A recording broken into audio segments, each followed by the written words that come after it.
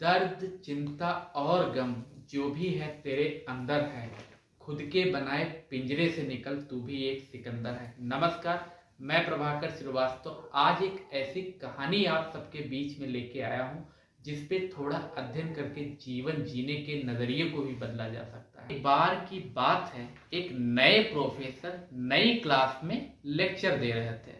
Class में उपस्थित लगभग सभी छात्र छात्राएं प्रोफेसर की बात में काफी रुचि ले रहे थे।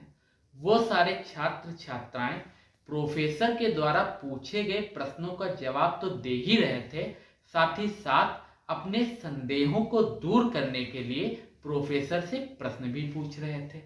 मगर उसी क्लास में एक बच्चा ऐसा भी था जो गुमसुम व चुपचाप बैठा हुआ था। प्रोफेसर ने पहले ही दिन इस बात को नोटिस तो कर लिया, मगर कुछ भी नहीं बोले। 4-5 दिन तक लगातार जब वह छात्र इसी माहौल में रहा, तब प्रोफेसर ने सोचा क्यों ना इस छात्र की उदासी का कारण जान लिया जाए।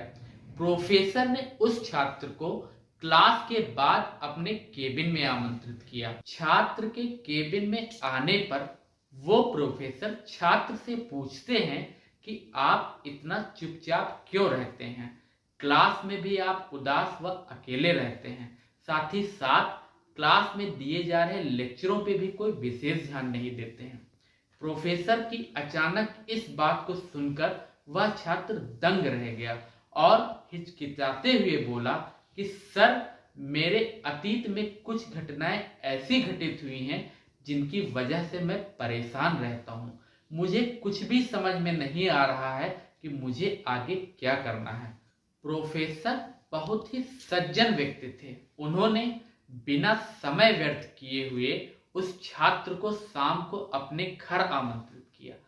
शाम को वो छात्र जैसे ही प्रोफेसर के घर की घंटी बजाता है, प्रोफेसर उसे दरवाजे पे ही रिसीव करने चले जाते हैं और उस छात्र को अंदर आने को कहते हैं। वह छात्र जैसे ही अंदर आता है, प्रोफेसर किचन की ओर चले जाते हैं। किचन में प्रोफेसर शिकंजी बनाने लगते हैं। शिकंजी बनाते हुए प्रोफेसर ने जानबूझकर उस शिकंजी में नमक की मात्रा को ज्यादा कर दिया। किचन से बाहर आते ही शिकंजी का ग्लास उस छात्र को देते हैं। छात्र ने जैसे ही शिकंजी का एक घूंट लिया, उसका अजीब सा मुंह बन जाता है।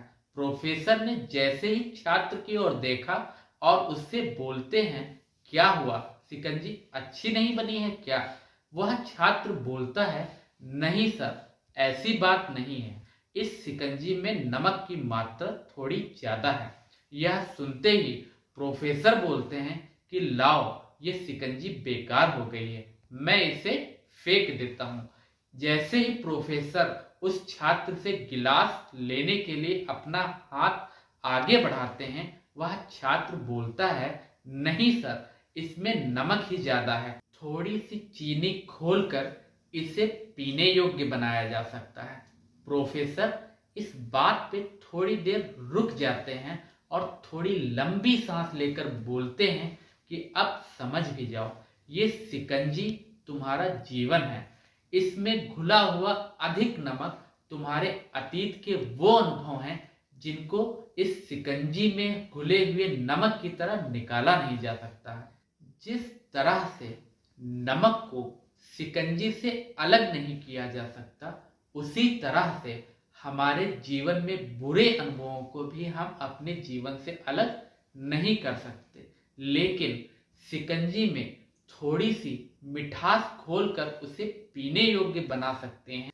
जिस तरह से नमक की शिकंजी में चीनी मिलाकर उसे पीने योग्य बनाया जा सकता है, उसी तरह अपने जीवन में थोड़ी सी मिठास घोलकर उसे जीने योग्य बनाया जा सकता है। इसीलिए मैं चाहता हूं कि आज से अपने जीवन में तुम मिठास घोल लो और अपने जीवन जीने के तरीकों को भी बदल लो। प्रोफेसर की यह बात सुनकर उस छात्र ने यह निर्णय ले लिया कि आज से वह अपने अतीत में घटित बुरे अनुभवों के बारे में ज्यादा नहीं सोचेगा और जीवन जीने का एक नया संकल्प ले लिया।